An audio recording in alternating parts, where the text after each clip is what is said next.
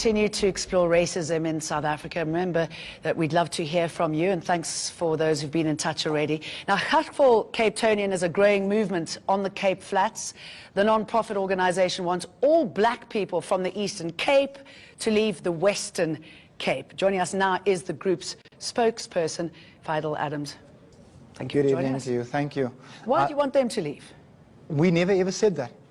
We said that we want all people not born in the Western Cape pre-94 to sell their assets and go home. All right. This is what we did not. 94% of them being black? I don't know what the demographic is, but if it is, so be it. Why do you want them to go home? We sit with a situation in the Cape Flats where our community, the so-called coloured community, is growing exponentially poorer as a direct result of the influx, especially from the Western Cape, from the Eastern Cape to the Western Cape, with people coming and taking, and government being solely at fault for the implementation of national demographics against the constitutional court order that negatively impacts our community. We've got good young kids sitting with worthless matric diplomas, not getting work because the state doesn't want them. The economy doesn't want them. Well, why do you think the state or the economy, and that's who you accuse of hiring those from the Eastern Cape, why do you think they'd rather hire them than somebody from the Western Cape? Well, there's an agenda to keep us poor, to keep us down. And why would they want to do that? Well, the ANC sees the Western Cape as a honeypot.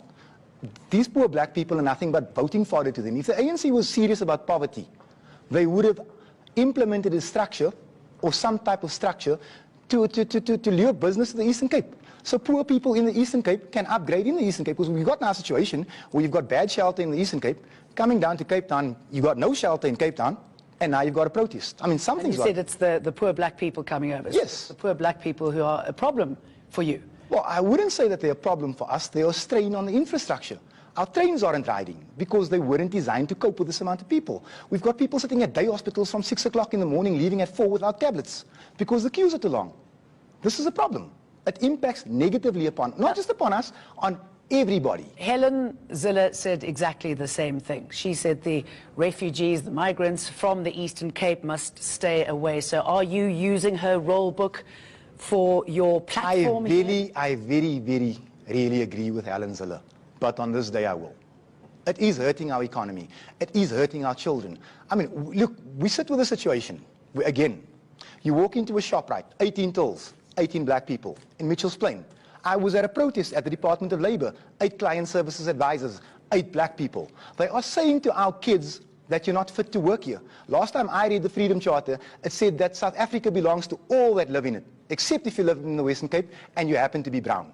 And yeah, okay, what about if there were white people in the queue, if there were Indians in the queue? My attitude would be the same. We've got demographics. This is what government insists on in all provinces. Employ it.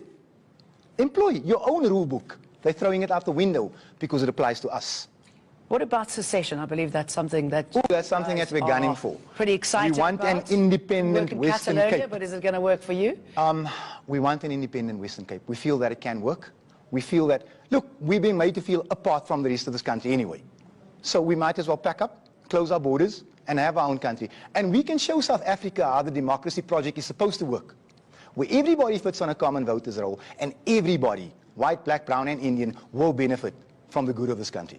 And who are those white, black, brown, Indian people who will be in your hood? I mean, are they only successful people? No. What does it look like? Everybody born in this province pre-94.